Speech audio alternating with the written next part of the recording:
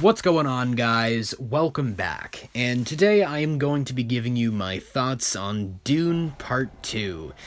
This may end up being one of my shortest movie reviews in recent memory, because for once on this channel, I generally agree with the popular consensus. This movie is really good. Denis Villeneuve has had a track record in recent years of directing very high-quality films. Although I thought Arrival was a bit overrated, I loved Blade Runner 2049. The first Dune was really good, and this one is no exception. It's one of those films where I found myself getting lost in this world, which is masterfully presented. From a technical standpoint, everything in this film has been dialed up to 11. Hans Zimmer's score is unsurprisingly magnificent. I wouldn't be surprised if he wins yet another Oscar for this one. The sound design, cinematography, and direction is obviously top-notch. To be fair, the cinema experience certainly enhanced those aspects of the film for me, but I thought it was even more impressive than the first one, which already looked fantastic, despite there being some moments of noticeable CGI.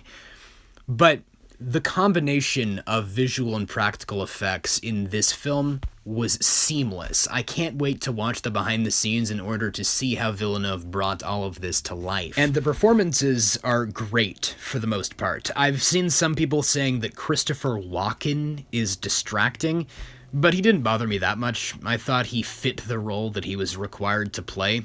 Weirdly, the standout, in my opinion, was Austin Butler, who I've only ever seen before in Elvis as this deliciously sadistic villain, Thade Routha. He stole every scene he was a part of, and I was not expecting that. And you can kind of tell that Javier Bardem's character Stilgar was prominently used as comedic relief. It feels like they gave him the Gimli treatment, similar to The Lord of the Rings. In such an oppressively dark story, they needed to add some levity. So all the comedic beats fall on him, and I can see how that might have been distracting for some people. It didn't bother me personally, but I can see how it might have messed with the tone a little bit. I'm not sure if that was an aspect of his character in the book, since I've never read the source material. And even despite having no familiarity with the source material, aside from what these films have presented, I still found it to be an incredibly engaging narrative. Similar to The Lord of the Rings, these films prove that adaptations of complicated literary works of fiction can have mass appeal and maintain artistic integrity. I would most definitely call this an epic film, but it isn't mindless spectacle. It's substantive spectacle. This is a story about faith and how controlling it can be. Control leads to power, and the journey of Paul Atreides is walking the fine line between leading honorably and abusing that power. Now, despite how good or even great this movie is, I don't think it's perfect. Some things stood out to me as feeling like they didn't carry over well from the previous film. For example, the weird energy shields that the characters have around their bodies.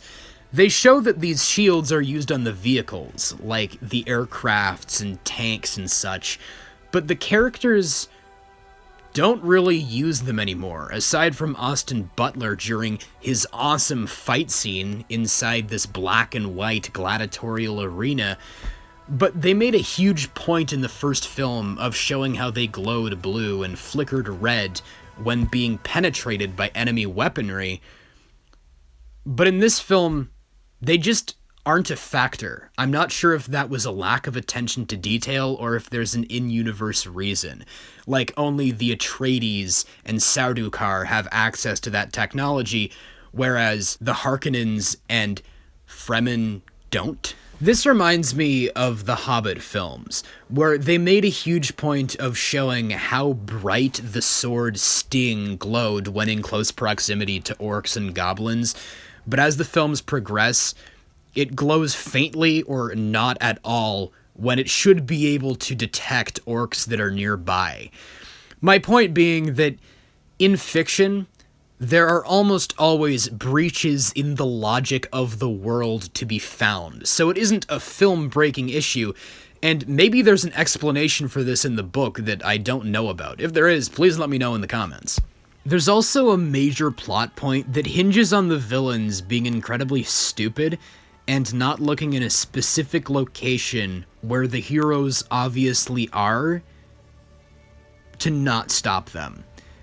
Which felt kind of dumb in the context of the film, but maybe it's better executed in the book, or there's a line that I missed which explains this. As previously stated, upon rewatch, this film might get better for me. But that's pretty much all I have to say about Dune Part 2. As I stated at the beginning of the video, I don't have much to add that hasn't already been said. I agree with almost everyone that it's fantastic, and the film to beat for the remainder of 2024.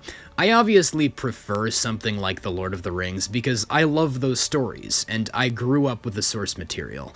I have no affinity for the Dune books, but I can imagine that this is the closest we'll ever get in modern times to recapturing the feeling of what it must have been like to watch the Lord of the Rings films in theaters in the early 2000s.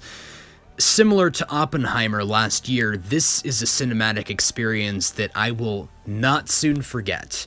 But what do you guys think of Dune Part 2? Do you agree with me? Do you disagree with me? Just whatever your thoughts are. Please let me know them all in the comments below. And of course, as always, I hope you guys have a great day. Take care.